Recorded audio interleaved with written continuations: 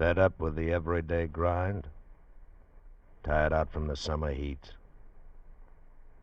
Want to get away from it all? We offer you Escape. Escape, designed to free you from the four walls of today for a half hour of high adventure. You are clinging precariously to a diving, pitching longboat, lashed by mountainous seas in the middle of a hurricane. And at the helm, driving you on, is a man bent on revenge and willing to kill for it.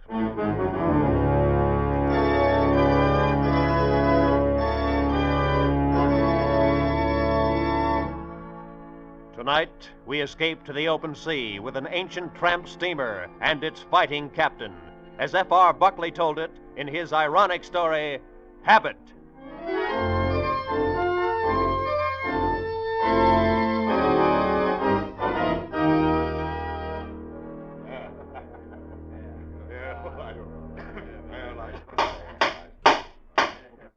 Very well. The court has no more questions.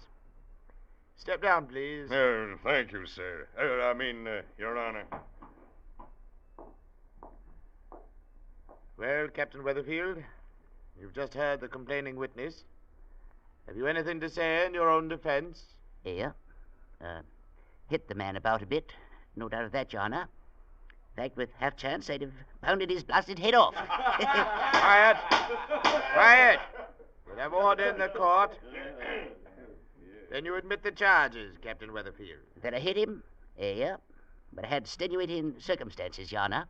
I see. And what were they? He laughed at my ship. At the Wakelin, Your Honor. As fine a freighter as ever steamed out of here on the Liverpool run. I don't quite see. He stood there on the wharf, squint-eyed son of a landlubbered lawyer. He said my ship looked like an old woman, with her dress on backwards, her hair not combed. That's when I flattened him out. Yes, and I still say that's what she looks like. Order! Why, you confounded little pipsqueak, I'll break your part. Sit him down, Captain Weatherfield. I will not. Grab him, bailiff. Let go of me, confounded, let go of me. Let go of me, I say. Order in the court. Captain Weatherfield. Captain Weatherfield, this court finds you guilty of assault and battery as charged, and sentences you to 7 days in the New Bristol City Jail. All right, bailiff. Lock him up.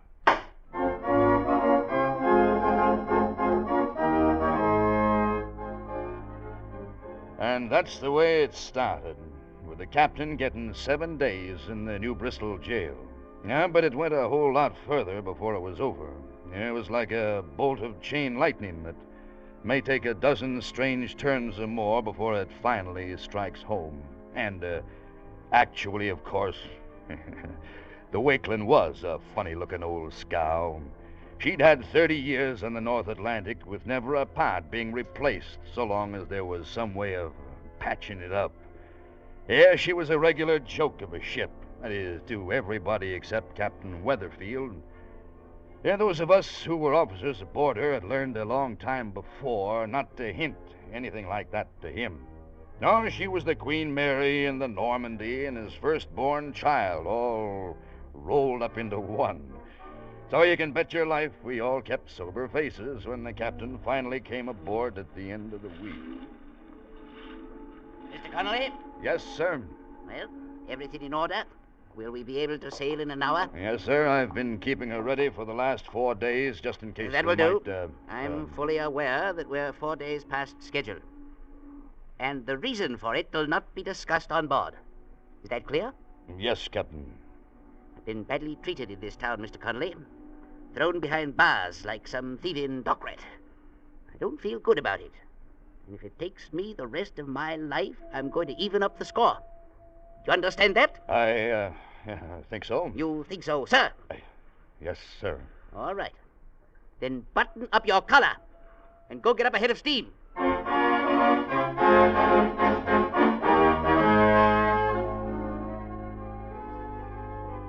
So 3 days later, we were plowing through a heavy sea 580 miles out on the Atlantic.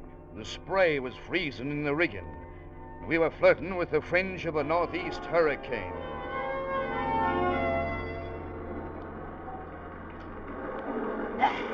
Blast this double-blasted, confounded wind. Mr. Connolly! In here, Captain. Well, how's she looking, Mr. Connolly? Not so bad. We're taking the seas in our quarter, and so far we're making only about 4 inches of water an hour. 4 inches of water an hour, sir. Yes, sir. Good. Then we'll take a chance on it. Take a chance on what, sir? A distress message. Just picked it up in the wireless shack. Oh. Here, take a look. Mm-hmm.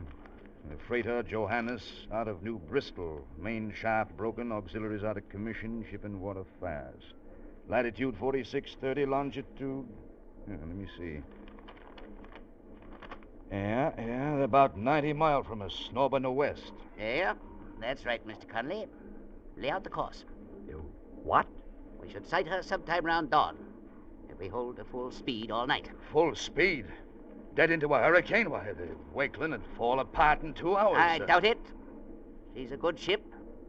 Lay out the course. Yeah, but the Johannes is right in the main shipping lane. Somebody else is bound to pick her up before morning anyway. Mr. Connolly, we can hope not. What do you mean, hope not? Evidently you didn't notice her registry, Mr. Connolly. She's out of New Bristol. Well, what of it? That, as you may recall, is the town that threw me into jail. Gotten all the papers. Like as not, my daughters up in Maine have probably read about it by now. I'll not have them thinking their father's a man who does nothing but go around punching people in the noggin. All right, but what's it got to do with this? I'm going to be alongside the Johannes before anybody else is, Mr. Connolly. I'm going to rescue every man aboard her. Then I'm going to take them back to New Bristol and get a public apology out of that town. And I'll see that that gets in the papers, too. I've never heard of anything so crazy I in all don't care my what you've never heard of, Mr. Connolly. Lay out that course now before I get mad. Decide to punch somebody's blasted head off.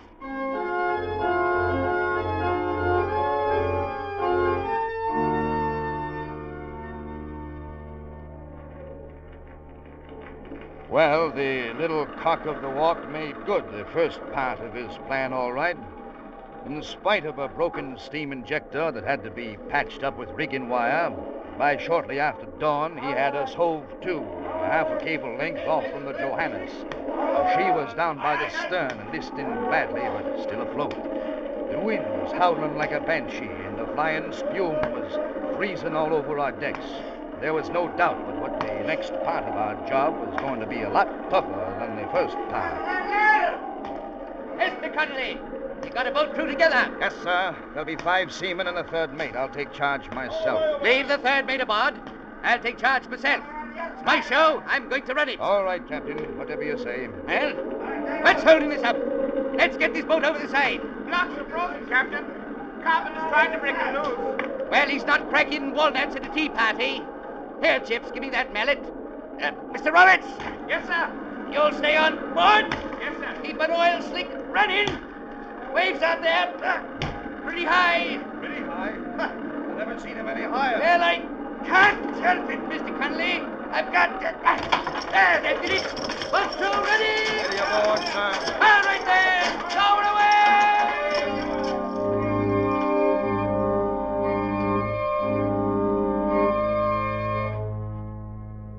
For the 7 of us who went overside in the longboat, that command was the beginning of a nightmare.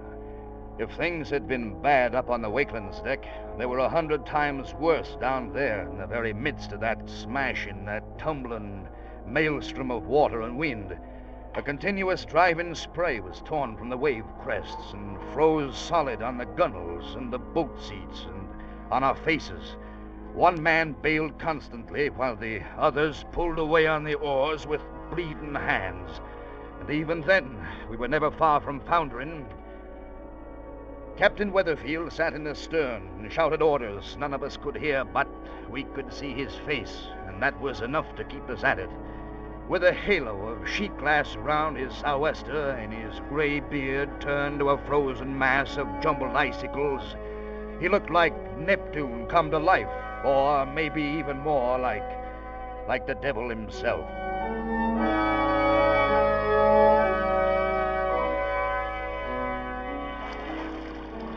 it took us over 2 hours before we finally hauled in against the rusty side of the battered old Johannes.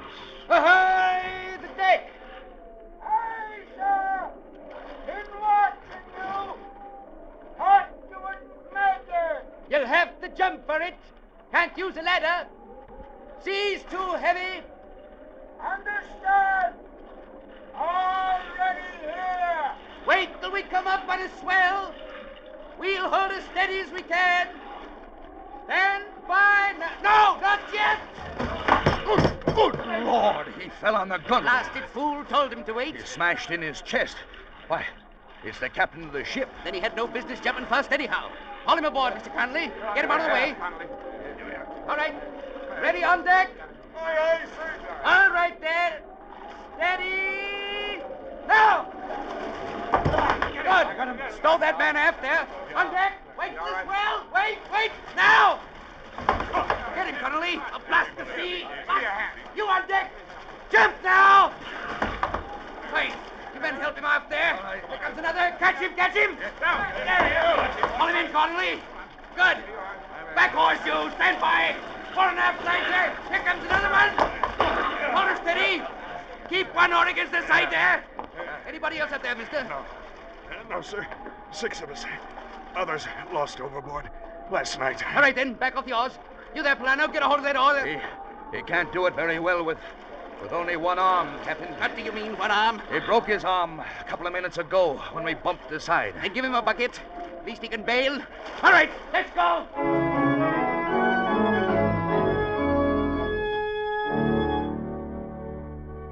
It was 6 hours before we finally got back aboard the Wakeling. But we did get back. And I doubt if any other man but Captain Weatherfield could have done it. True enough, he fainted across the engine room hatch once we were on board. But don't forget, he was 72 years old. He'd taken a crew of 6 out in an open boat on the high seas in the middle of a hurricane, rescued 6 more men off a sinking ship, and brought the whole 12 back alive. Well, one of them, of course, was only barely alive, and that was Captain Miller of the Johannes. He was still unconscious. I had him put in a bunk and hoped for the best. And then I turned in to grab a few hours' sleep.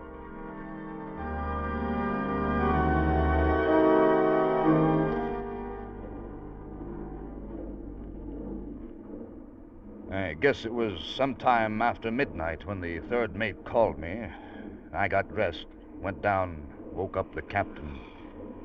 Confound it, Mr. Conley.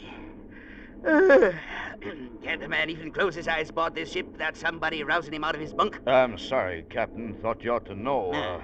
Miller's conscious now. Wants to see you. He thinks he's dying. Dying, is it? Yeah. I'll see about that. Where's my pants? Here you are, sir. Thank you. Yeah, might be a good thing if Miller did die, according to his first mate, Larson. Huh? Well, Larson says they had plenty of warning of this storm, but Miller drove straight on into it. He was racing for port. Oh, racing for port. Yeah. Bad business. There'll be an inquiry on it. He'll lose his ticket when they find out. It's also bad business, Mr. Conley, when first mates talk out of turn. Come on. Where is he? I put him in the cabin off the wardroom. The third mate's in there with him now. Mm-hmm.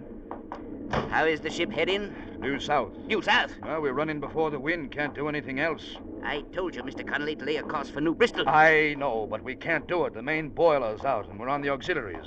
It may take 2 days to fix it. Confound the luck. Risk my life to rescue a man. Tries to die on me. Now that bonehead engineer's let the main boiler break down. That's not his fault. It should have been replaced 5 years ago. 5 years ago? What, Mr. Connolly? 5 years ago, sir. Good. Here we are. Oh, glad you got here, sir. I was getting worried. Yeah, it's all right, Mr. Roberts. Here, stand back a bit and hold the light up. Yes. There, that's fine. Evening, Captain Miller. Evening, Captain. You're in some pain, I take it? Yeah. Feels like something sharp. Sticking in my chest. Getting worse. Something sharp, eh? No doubt the broken end of a rib poking into your lungs. Yeah. Guess so. There you are. There you are. Feels like there's a rib gone here. Oh. Well, want to make a statement of the log. Oh, I do. I figure you're getting ready to die. Is that it? Yeah. Not much chance. Shouldn't I jump first? No, you shouldn't have. Understand you was racing for pot. Drove straight into the storm. Yeah. I had to. It's my wife. Her first baby. Wanted to be with her. What's he saying, sir? His wife's thinking of having a baby, Roberts. Oh. Statement. Responsibility. We'll discuss that later, Captain. That lung gets a hole punched in it. You're done for. He's practically done for now. You know, Mr. Connolly, saw a doctor open up a man once, take a broken rib out of him. I think I can remember fairly well how he went about it. And there ought to be some chloroform on board. Captain Weathers. You shut up, Mr. Connolly. Captain Miller, it's one chance in a million, but you've got no chance now. How about it? Anything. Doesn't matter. Be an inquiry report. Better to die. Well, we'll worry about that later. All right, then. Go find that chloroform, Mr. Roberts. Yes, sir. And bring me a bar of soap. Yes, sir. And get a couple of them little knives, whatever they call them, out of the medicine locker. Yes, sir, right away. Mr. Connolly, go wake up that first mate of his. Get him in here. We'll need a witness to Captain Miller's consent. All right, sir. And Mr. Connolly. Yes, sir. Find Chips and borrow his chest of tools. Never can tell what you'll find once you start to open a man up.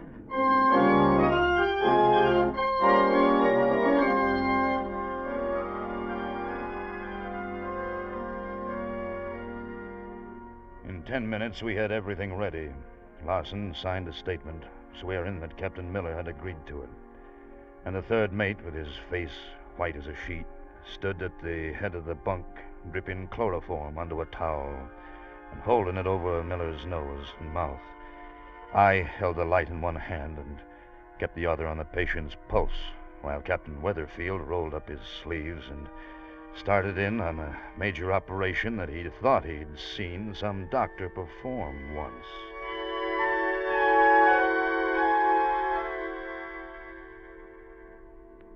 Everything snug and proper. How's he seem to be getting along, Mr. Connolly? I don't know. He's still breathing. I know he's breathing, man. It's his chest I'm operating on. How's his pulse? Pretty weak. No worse than it was. Keep that chloroform dripping, Mr. Roberts. Yes, sir. Well, there's no time like the present. Oh. Hold that light steady, Mr. Connolly. Yes, sir. Steady yourself. Now, let me see. I think that doctor did it like this. I've used up half the chloroform, Captain. Keep it dripping, Roberts. Well now. Don't remember anything like that being in there. Let's see now. Pulse is getting pretty weak. Mr. Connolly, don't bother me. Got more important things here to think about. That's it. Here's the end of the rib, all right. Now, if I can just... That's all right, let it go. Don't need the knife anymore. Confound it, Connolly. Give me a little more room to work in. Cabin's small enough as it is. Captain, his pulse has stopped. No, it hasn't, Mr. Connolly.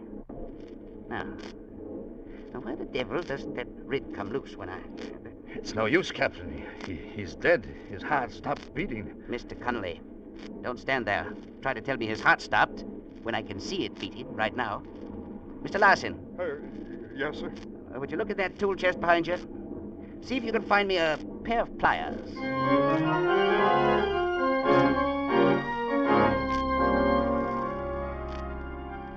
I doubt if there's ever been another operation like it before or since. By all rights, Captain Miller should have died 10 times over, right there on the bunk. Only he didn't.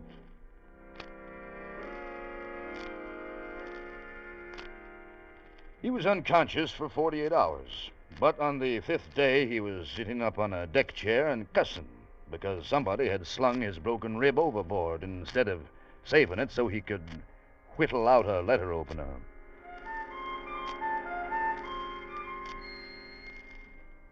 We were driven 600 miles to the south before the storm blew itself out, and we got the main boiler back into operation and could lay a course for New Bristol.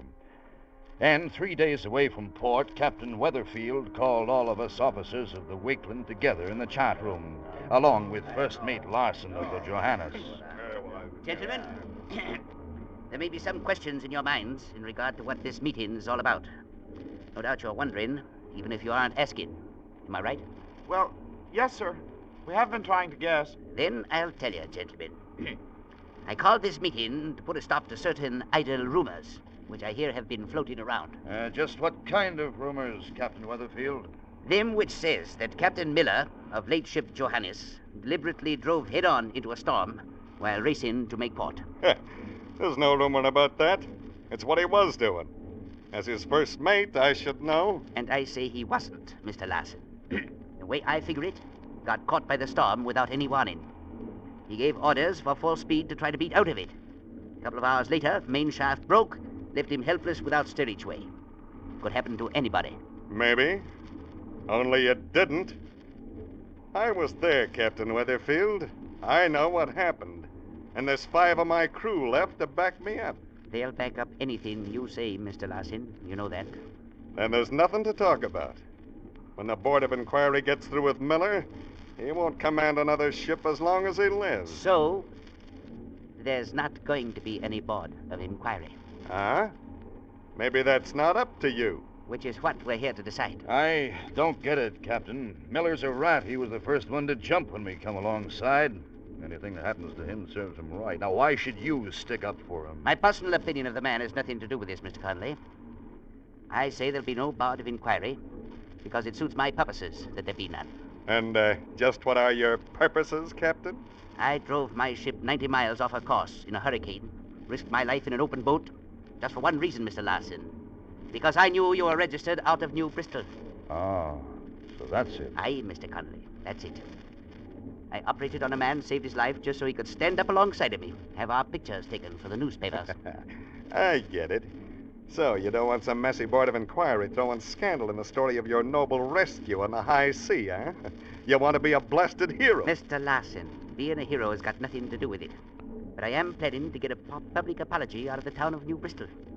And you, or nobody else, is going to do anything to stop me. Yeah, well, it's too bad you haven't got the whole say about it, Captain. And it's too bad you're so bullheaded, set on swearing away your captain's ticket, that you forced me to teach you a lesson. And just how are you aiming to do that? By knocking a little sense into your thick noggin, something like this. Oh, so it's a fight you're after, all right. Come on, Captain, teach me a lesson. I'll teach you all right. You got it, Captain. Get up, Mr. Larson. I'll get up, all right. Look out. He's got a pair of dividers. So you tried to stab me, would you? Well, Larson, what about it? All right. I'm through. There going to be a Board of Inquiry? No. I'll back up anything you say. Good. What about the rest of you? Anything I say go? Yes, sure. All right, then. Get back on watch. What do you think this is, a peaceful harbor of a Sunday?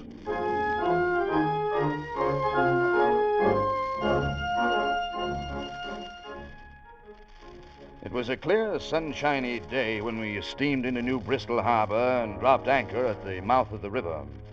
Captain Weatherfield sent Miller on ashore at quarantine, insisting that his reason was not just to make sure of having a reception ready.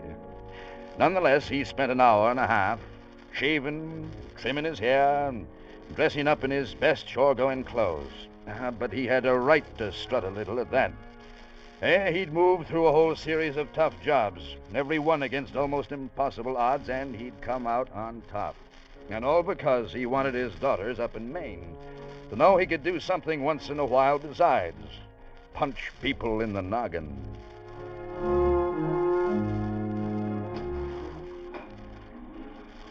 It was mid-afternoon by the time we finally rowed ashore in the longboat, and a good-sized crowd had assembled on the wharf. And when we got in close, we could see Captain Miller waiting by the landing, along with a regular reception committee, all dressed up in striped pants and top hats like a bunch of foreign diplomats. And the head man of the whole layout was the same judge who'd given the captain 7 days in jail. Easy now, Mr. Conley.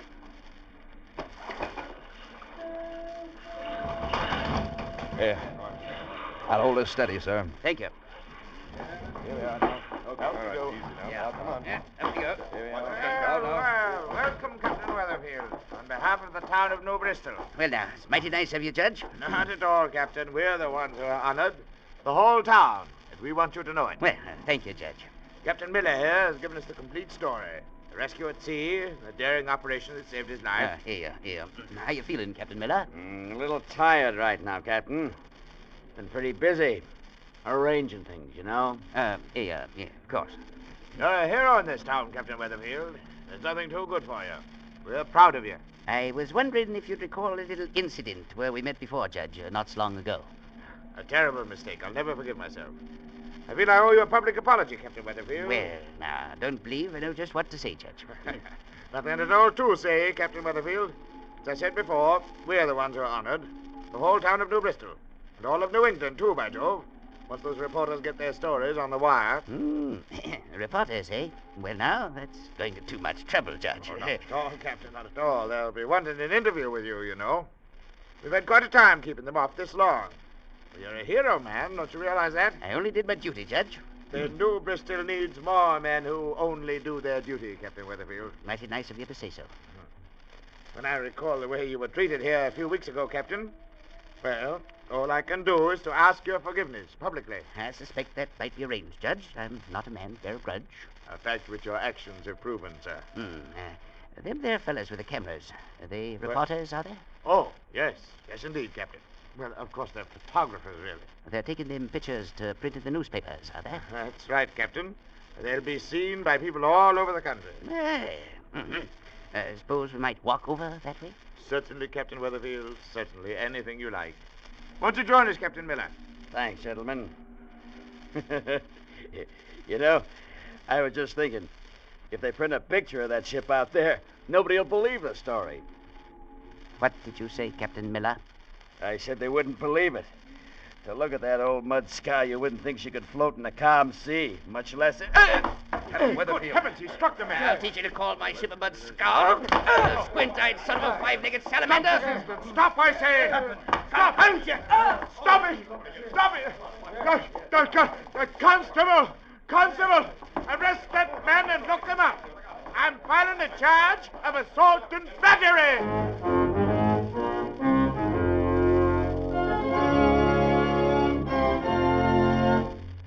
Escape, produced and directed by Norman MacDonald, tonight brought you Habit by F.R. Buckley, adapted for radio by Les Crutchfield, with editorial supervision by John Dunkel. Featured in tonight's cast were John Daner as Mr. McConley and Louis Van Rooten as Captain Weatherfield, with Wilms Herbert as Captain Miller, Barry Kroger as the judge, and Bill Boucher as First Mate Larson. Special music by Ivan Ditmars. Next week, You are making your painful way over the great India desert, alone and dying of thirst, while behind you, pursuing you, are the fanatical Kafirs, who once bowed to you as king, and now call for your life.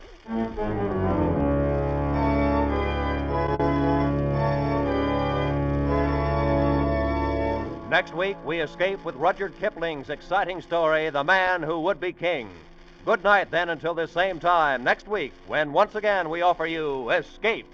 This is CBS, the Columbia Broadcasting System.